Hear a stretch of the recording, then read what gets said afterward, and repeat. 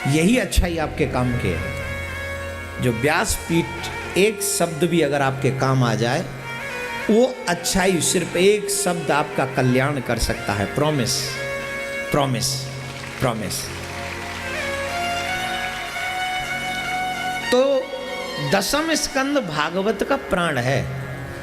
इस दसम स्कंद को पूरा ध्यान लगाकर सुनना चाहिए, मन लगाकर सुनना चाहिए। और वैसे ये this is my favourite chapter because ये पूरा ब्रज की कथा है।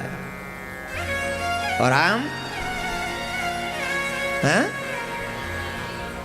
तो साहब घर की कथा तो और भी आनंद से आवेगी कि नहीं आवेगी। तेरे घर की कथा जितने अच्छे तरीका से तू कह लेगा, पड़ोसी थोड़ी कह लेंगे। कई पेज ऐसे होते हैं जिनको तुम ही जानते हो, पड़ोसी नहीं जानते। तो साहब ठाकुर जी की कथा, वो भी ब्रज की कथा, क्या बात है। जब हम लोग खेलते कूदते थे तब से सुनते आ रहे हैं ब्रजवासी ठाकुर जी की कथा। लाला को जन्म भयो, नंद के आनंद भयो, जय कन्हैया। हाथी घोड़ा जय कन्हैया। कल कितना आनंद आ रहा था, यहाँ आया था कि नहीं? अच्छा, उस समय तो आप लोगों को घर की भी याद नहीं आ रही थी। ये आनंद का ही तो है। और एक बात याद रखिए, जो भगवान के आनंद में सम्मिलित होते हैं उनके घर में कभी अमंगल नहीं होता, उनके घर में हमेशा मंगल होता है। मानव जीवन की सार्थकता इसी में है मेरे भाई बहन। अगर ये मानव जीवन मिल गया है तो जीवन का एक लक्ष्य बना लो, दुनिया की उत्सव पार्टी छूटे तो छूटे, लेकिन भगवान का कोई उत्सव हमसे छूटना नहीं चाहिए। कोई भी उत्सव नहीं छूटना चाहिए, चाहे कुछ भी हो जाए। क्यों? कि मानव जीवन का उत्सव यही है। और एक बात बता दें, ये जो उत्सव यहां मनाया कल आपने, स्वर्ग में ये उत्सव नहीं होता।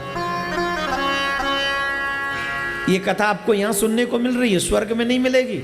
मरने के बाद में स्वर्ग मिल भी गया। वैसे स्वर्ग क्या है जानते हो? स्वर्ग क्या है?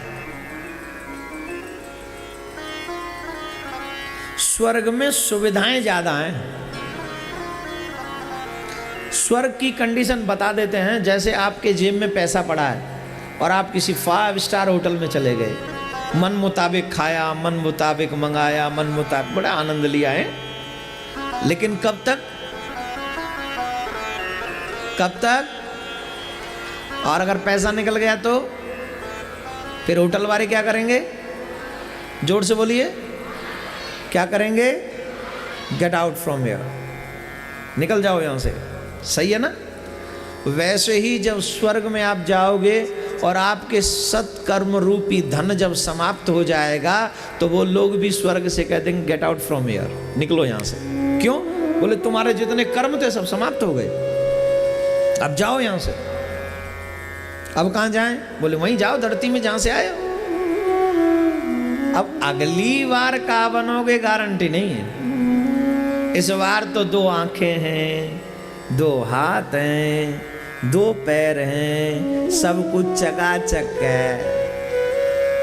लेकिन मेरे भैया अगली बार चेंटी बने के चेंटा, हाथी बने के घोड़ा, बिल्ली बने के बंदर, गैया बने के बछड़ा, किसी को मालूम है?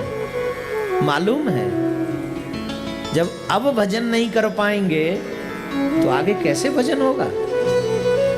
मैं आपसे एक ही प्रार्थना करूंगा, अपने आप से एक प्रॉमिस करिए इस कथा पंडाल में, अगर हमारे द्वारा धर्म को बढ़ावा नहीं मिल सकता तो कम से कम मेरे द्वारा धर्म को नुकसान नहीं होना चाहिए। ये लिखिए, ये अपने दिल पे लिखिए आप, कि मैं अगर इंसान बनाकर भेजा हूं भगवान ने, तो मेरे मानव जीवन में अगर मैं धर्म को बढ़ावा न दे सकूं तो कम से कम धर्म को नुकसान भी न दूं। कहते हैं, for every weakening thought you have put into anybody's head, you will pay with compound interest, God will punish you. तुम्हारे द्वारा, अब बहुत से लोग नहीं समझे होंगे, बच्चे तो सब समझ गए। अगर तुम्हारे द्वारा किसी के दिमाग में एक गलत विचार भी डाल दिया गया और उस गलत विचार के द्वारा एक व्यक्ति भी नास्तिक हो गया तो परमात्मा इस कर्म की सजा ब्याज समेत तुमसे चुका लेगा। तुम किसी को दूषित करोगे, कोई आने वाला तुम्हारे बच्चे को दूषित कर देगा, तुम्हें इसकी सजा भोगनी पड़ेगी। मैं नहीं कह रहा हूं, हमारे शास्त्र कहते हैं अवश्यमेव भोक्तव्यम कृतम कर्म शुभाशुभम न क्षीयते कर्म जन्म कोटि सतेरपि।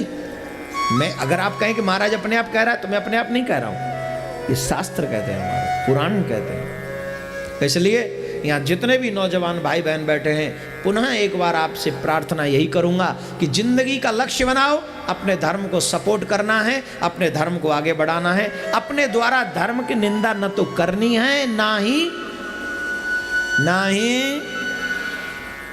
अगर ऐसा लक्ष्य बना लोगे तो ये भी एक सत्कर्म तुम्हारे जीवन भर तुम्हारा साथ देगा।